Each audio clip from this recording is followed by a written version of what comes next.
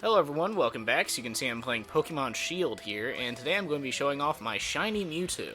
And there's really no balanced way to show this guy off because he is level 100, so it doesn't really matter where I go, he will just rinse through anyone. Which is the one downside of having a maxed out legendary, is there's really not much you can do post-game. You just kind of walk around just obliterating things. And for the most part, I don't even think you can use him in the tower, because in previous games you'll have some towers that allow legendaries, but I have yet to check in this one. Oh, you're just gonna go ahead and confuse me, huh? Yeah, this Mewtwo has had quite a bit of a journey. He started in Pokemon Red on the Virtual Console, and then I transferred him over to Silver, and then transferred him right on over to Sun and Moon, or Moon specifically, and then Ultra Moon, and then here. So he has had a bit of a journey. And I actually have a couple of these. I do have quite a bit from, the Virtual Console. You actually can get shinies and mythicals and all that pretty easily as long as you know how to do it. No cheats involved, so don't go that route with it. It's just completely using the game's systems. But yeah, there are certain, back in the olden days, there were things called the 8F glitch, which was in Red and Blue. And then in Silver, you have the coin case glitch, which does just about the same amount of things that the 8F can do, but it also can create shiny Pokemons that way too. So not saying I used any of those methods, but you can use those methods if you want to. Yeah, the 8F one is kind of scary. That one really, as you're doing it, you just feel like you shouldn't be doing this.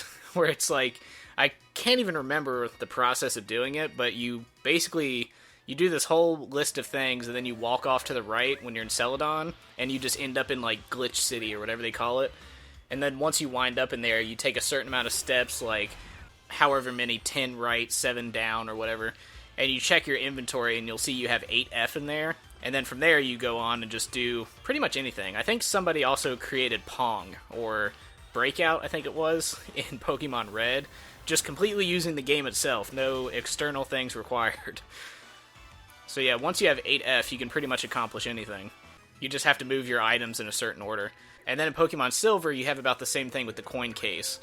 But instead of using your personal inventory, you use your PC inventory, which makes it a little easier to separate, because you just put all of it in your PC and you don't have to worry about it from there.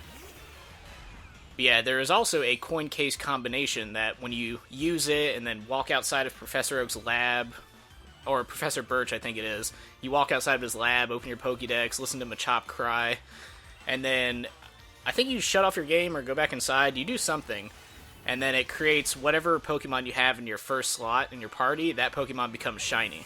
And then, of course, in Pokemon Red, you have the fly glitch where you can go to, Cinnabar Island, and you can run up and down the coast, and you can find Mewtwo's there at level 100.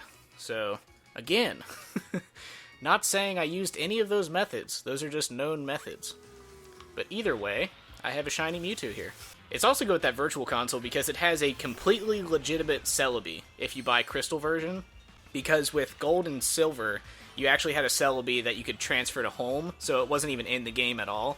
However, if you buy Pokemon Crystal, you can actually do an event where it's the original Japanese event, where you, I think you hook it up to your phone or whatever, and you get the GS Ball. But they actually made it in the US version on the Virtual Console. You can get the GS Ball, and you can go through that whole event. And actually, for the first time ever in North America, do the Celebi event. So you can have a perfectly legit level 30 Celebi in the game that you can just transfer right over to home, and then from home go to just whatever game you want. Which is what I did to transfer that over to Sword and Shield. So yeah, a bit of a tangent there about all the other things. But if you are interested in learning any of those 8Fs and coin cases, it's kind of fun to be able to mess with the game that way.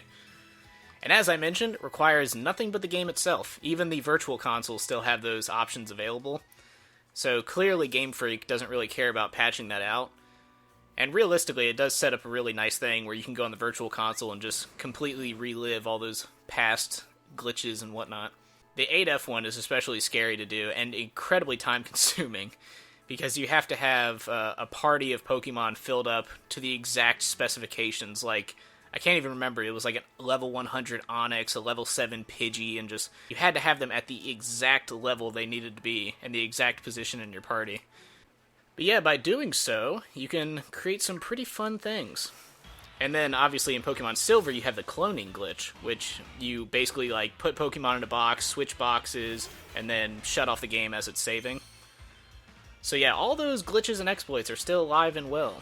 So yeah, I would recommend getting them. They're actually still fun to this day. Yeah, there's a lot of talk about the Virtual Console while using my shiny Mewtwo. Not really sure if there's a connection there. I think it's all coincidental. But anyway, that is shiny Mewtwo. I don't really know what else to show off about him. As I mentioned, at level 100, there's really nowhere he can go that he just doesn't completely annihilate the competition. No matter what type they are. It can be a dark type, it doesn't matter. He just runs right through them. But anyway, I have some other ones to show off. I have a Mew, which I had mentioned, and actually that one came from Red as well. How that came to be, I will probably mention in that video. And then I have Celebi too, which the Celebi that I'm going to show off is actually the one that I brought over from Crystal. So yeah.